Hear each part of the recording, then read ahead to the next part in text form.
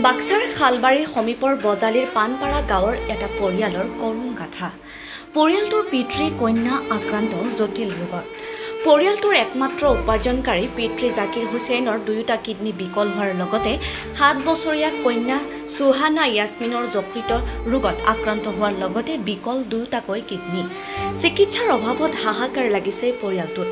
ৰাজ্যৰ মুখ্যমন্ত্ৰী, অসম চৰকাৰ তথা দল সংগঠন ৰাইজৰ সহযোগিতা বিচাৰিছে পৰিয়ালটোৱে।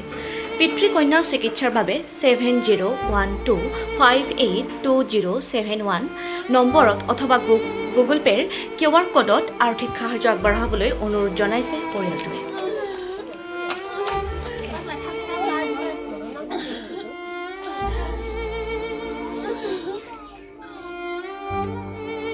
মোৰ মাতৃক একেবাৰে দুখ লগা কথা। আমি সকলোৱে এই অঞ্চলবাসী আমি শোকত একেবাৰে ভাগি পৰিছোঁ যে এনেকুৱা এটা ঘটনা এটা ঘৰতে হ'ব পাৰে কেনেকৈ।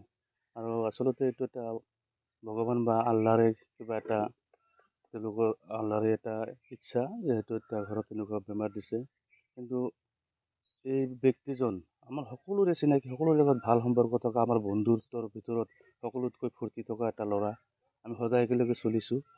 তেখেত বহুত মানুহৰ বেমাৰ আজাৰে হওক, বিপদ আপদে হওক, তেখেতেও সহায় সহযোগ কৰি আহিছিল আমাৰ লগতে। কিন্তু আজি দুৰ্ভাগ্যৰ বিষয় যে তেখেত আৰু তেখেতৰ আমাৰ জাকিৰ হুছেইন, তেখেতৰ নাম জাকিৰ হুছেইন আৰু তেওঁৰ ছোৱালীটোৰ আজি এটা দুৰাৰোগ্য ৰোগত ভুগি আছে। আমি জনামতে দুটাকৈ হয়তো কিডনী বিকল হৈ আছে, ছোৱালীটোতো তেনেকুৱা। গতিকে এইটো এটা বহুত দুখ লগা কথা। আৰু মই আমাৰ এই অঞ্চলৰ ৰাইজ তথা হয়তো এই নিউজ চেনেলৰ যোগেদি যিসকল ৰাইজে আমাৰ বাতৰি চাব, সকলোকে তেওঁলৈ সহায়ৰ হাত আগবঢ়াবলৈ মই বিনম্ৰতাৰে অনুৰোধ জনাইছোঁ। হয়, খুব আৰ্থিক দুৰৱস্থাত চলি আছে। এটা ল'ৰা হয়তো ইমান উপাৰ্জনমুখী হোৱা নাই, উপাৰ্জন কৰাৰ ক্ষমতা তেওঁৰ হোৱা নাই। ছোৱালীটো সৰু, গতিকে উপাৰ্জন কৰিবলৈ এতিয়া কোনেও নাই। ইতিমধ্যে চিকিৎসা কৰি ৰাইজৰ সহযোগতো ৰাইজেও বহুত সহায় কৰিছে যদিও কিন্তু পৰ্যাপ্ত হোৱা নাই। আৰু তেখেতৰ যদি হয়তো ভাল চিকিৎসা বা উন্নত চিকিৎসাৰ বাবে আমি বেলেগলৈ বা বেলেগ ৰাজ্যলৈ নিব লাগে, তেনেহ'লে আমাৰ বহুত ধনৰ প্ৰয়োজন হৈছে। গতিকে সকলো ৰাইজে সহায় সহযোগিতা আৰ্থিকভাৱে হওক বা বৌদ্ধিকভাৱে হওক, সকলোৱে সহায় সহযোগিতা আগবঢ়াবলৈ মই অনুৰোধ জনাইছোঁ। হয়, ইতিমধ্যে হয়তো অসম চৰকাৰ আৰু আমাৰ স্থানীয় বিধায়ক মহোদয়ৰ লগত হয়তো এটা যোগাযোগৰ ব্যৱস্থা কৰা হৈছে।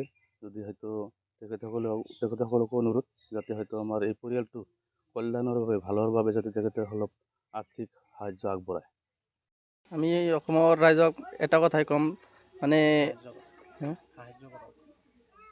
আমাৰ এতিয়া ইনকাম কৰিবলৈ কায়ো নাই। আমিও কেৰেলাত আছিলোঁ, ঘৰৰ অৱস্থা এনেকুৱা হৈ আছে, মোৰ আহিব লগা হ'ল। এতিয়া এনেকুৱা অৱস্থা হৈ আছে, কোনো উপায় নাই। অসমবাসী এটা কথাই ক'ম, অলপ আপোনালোকে যিমান যি পাৰে অলপ সাহায্য কৰিব, লগত থাকিব, সকলোৱে অলপ দোৱা কৰিব।